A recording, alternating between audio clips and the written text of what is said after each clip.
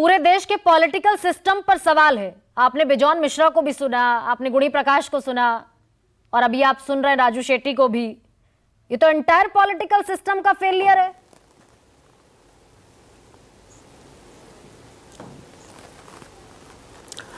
अब आप 35 मिनट्स बाद मेरे पास आई हैं तो थोड़ा सा वक्त दीजिएगा। मैं हतप्रभ था कि गुहार प्रधानमंत्री से लगा रहे हैं और कांग्रेस पार्टी को कोस रहे हैं, वो गुणी प्रकाश जी हों या बेजान मिश्रा जी हों। अब मैं 2-3 बड़े खुलासे करता हूं।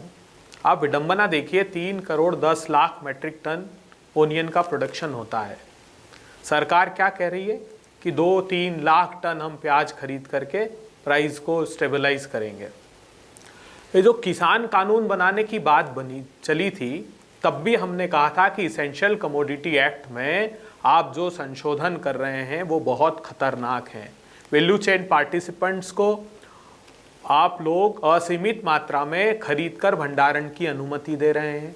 और ये बात पता लगी कि नीति आयोग में उस समय अडानी समूह जैसे कई बड़े समूहों के सुझाव पर यह कानून लाया गया था।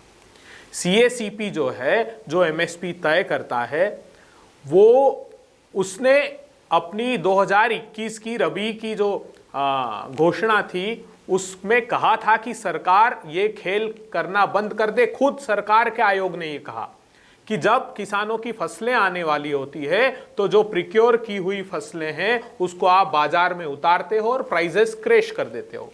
इस प्राइजेस के क्रैश होने का एडवांटेज किसको मिलता है? तो वो मिलता है सीधे धन्ना सेठों को। अब आपने एक जिक्र किया था कि 500 करोड़ रुपए रखे थे इन्होंने प्राइस डिफिशियंसी एक स्कीम PM आशा, जिसमें कहा था कि पल्सेस को, ऑयल सीड्स को, खोपरा को, ये फसलों के दाम जब बाजार में कम होंगे तो हम इंटरवीन करेंगे और खरीद लेंगे। वो parliamentary standing committee on agriculture ने अभी दिसंबर 22 में खुलासा किया है कि शर्मनाक बात है, 500 करोड़ रुपए का प्रोविजन रखा था आपने, उस 500 करोड़ रुपए को रिवाइज में 1 करोड़ रुपए रखा और उस 1 करोड़ रुपए में से 1 पैसा भी खर्च नहीं किया।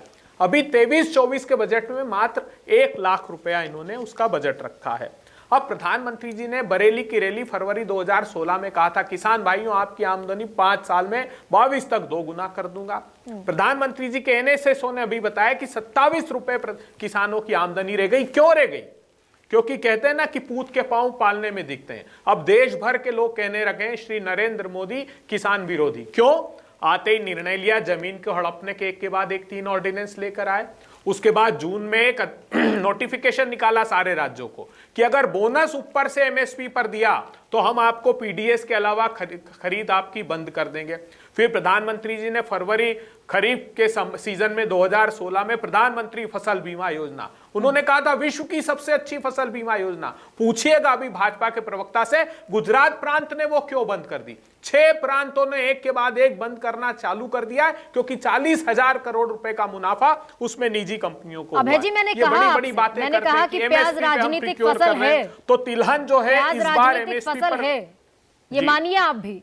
9 साल से अगर NDA की सरकार है तो अभी बिजॉय जी ने जो जिक्र किया, बिजॉन जी ने, कि भाई ये तो पॉलिटिकल फसल है, प्याज हो, महंगाई हो, बेरोजगारी, सब पॉलिटिकल है। 2013 में हम फूड सिक्योरिटी एक्ट ला पाए इस देश में कि कोई व्यक्ति भूखा ना सोए।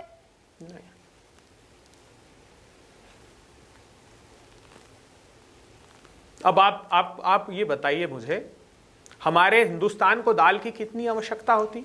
24-25 मिलियन टन। कितना प्रोडक्शन है? 26 मिलियन टन।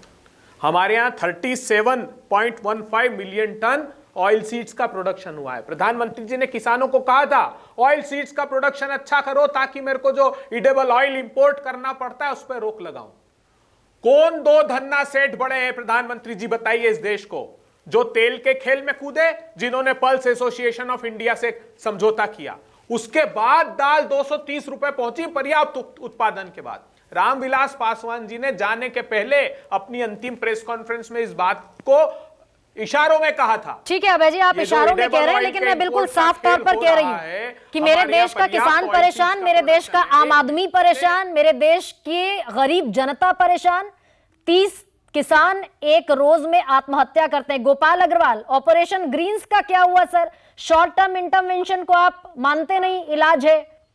प्याज के दाम 4 अगस्त को बताए क्रिसिल ने, बढ़ जाएंगे, अगला टमाटर हो जाएगा प्याज। जब टमाटर के दाम बढ़े 250 रुपए पहुंच गए, कोई इलाज नहीं था, बरसात को बहाना बना दिया, बरसात को बता दिया कि रीजन है। जबकि पिछले साल आप भी जानते हैं कि टमाटर का भाव बरसात में 45-50 रुपए से ज्यादा नहीं हुआ, इस बार 250 रुपए कूद गया। 4 अगस्त को इधर क्रिसिल ने बताया तो समझ में आया कि प्याज भी अगला टमाटर हो सकता है। ऑपरेशन ग्रीन्स 2018 में घोषणा हुई, 500 करोड़ का बजट तय किया आपने, क्या हुआ उसमें सर 5 साल में? शॉर्ट टर्म इंटरवेंशन नहीं तो लॉन्ग टर्म इंटरवेंशन की बात कीजिए।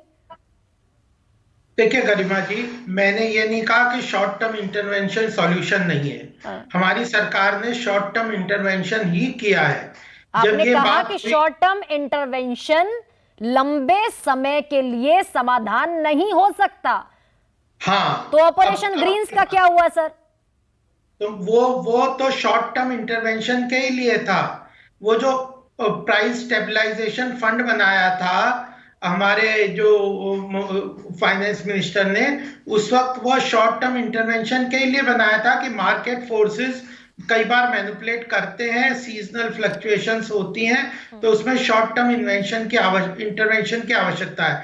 मैं गुणी जी से एक ही बात पूछना चाहता हूं, ये कह रहे हैं कि जब दाम बढ़ने वाले, एक सेकंड गोपाल अग्रवाल जी, शॉर्ट टर्म इंटरवेंशन सर इसको कहते हैं क्या कि बजट में घोषणा हो जाए, वित्त मंत्री बजट में घोषणा कर दे, कर्नाटक चुनाव में प्रधानमंत्री टॉप प्रायोरिटी बता दे टॉप नाम की स्कीम को, ये तो शॉर्ट टर्म इंटरवेंशन मेरे ख्याल से होता नहीं। 500 करोड़ का बजट अलॉट हो जाए, 8 राज्य आ जाए, पायलट प्रोजेक्ट को मंजूरी मिल जाए। नहीं, ये जो 3 लाख टन का जो प्रोक्योरमेंट है उसको बढ़ा के 5 लाख टन का प्रोक्योरमेंट किया है, ये शॉर्ट टर्म इंटरवेंशन के माध्यम से ही किया है। सर मैं बात ऑपरेशन ग्रीन्स की कर रही हूँ। मैं आपको एक चीज और एक गुणी प्रकाश जी से पूछना चाहता हूं, ऑपरेशन ग्रीन्स पर बताइए सर।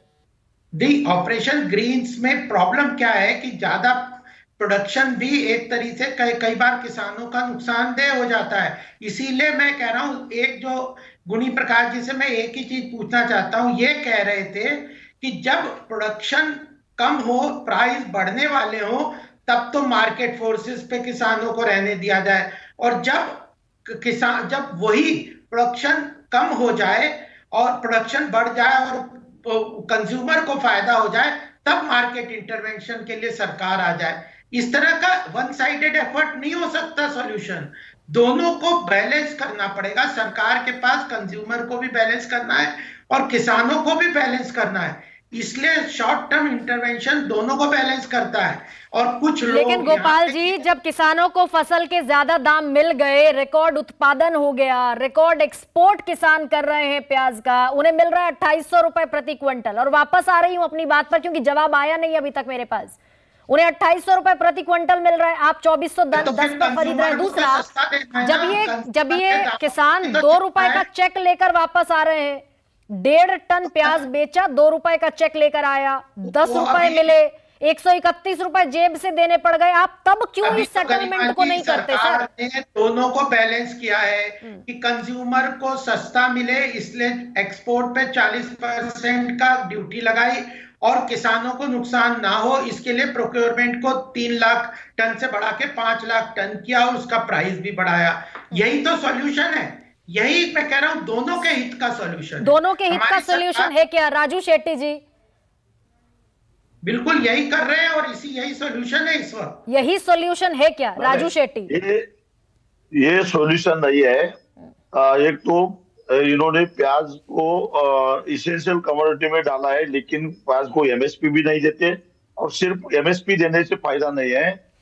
एमएसपी गारंटी कानून बनाना चाहिए, तभी कहीं कुछ राहत मिलेगी। एमएसपी की गारंटी, इसका मतलब ये नहीं है कि सरकार खरीदे, लेकिन मार्केट ही एमएसपी से नीचे ना जाए, इसलिए कानून होना चाहिए, तभी कुछ राहत मिलेगा किसानों को। नहीं तो ऐसा ही किसान पीटता रहेगा, और जब दाम बढ़ेगा तब ये लोग इंटरवेन करेंगे और दाम दबाएंगे, लेकिन किसानों को फायदा दाम बढ़ने से भी नहीं होगा, और दाम जब नीचे जाएंगे तो भी किसान पिट जाएगा। एमएसपी पर लेकिन कोई बात नहीं करेगा। गुणी प्रकाश जी, आप तो कमेटी में हैं, ज्यादातर लोग एमएसपी की वकालत करते हैं, किसान को एमएसपी पर कम से कम दाम मिले, लागत का 50% मिले। सीएफसीपी की बात कर रहे थे अभय जी। नहीं, मैं एमएसपी का मेंबर हूँ। अब हमारी चर्चा ये है कि किसानों को लागत खर्च कैसे मिला जाए, और उसको किसान का जो लागत खर्च है उसमें सबसे बड़ी रुकावट है जो उपभोक्ता के इतर, जो मैंने पहले कहा। लेकिन सबसे बड़ा बात यह है कि मार्केट क्यों नहीं मिले किसानों को। किसान आज जैसे अभी भी हमारे कहा कि किसान को मार्केट देखनी चाहिए, उपभोक्ता देखना चाहिए, वो देखना चाहिए। आप जब तेल के रेट बढ़ाते हो तब क्या उपभोक्ता के हित में नहीं होता?